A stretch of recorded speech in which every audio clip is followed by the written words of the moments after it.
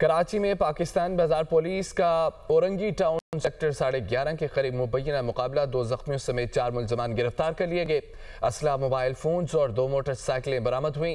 गिरफ्तार मुलजमान की शनाख्त अब्दुल समद, इरफान अली, हमजा, शोएब के नामों से हुई है। मज़ीद तफसीलात जानेंगे कराची से हमारे नुमाइंदे अजहर जैदी से। अजहर, तफसीलात बताइए।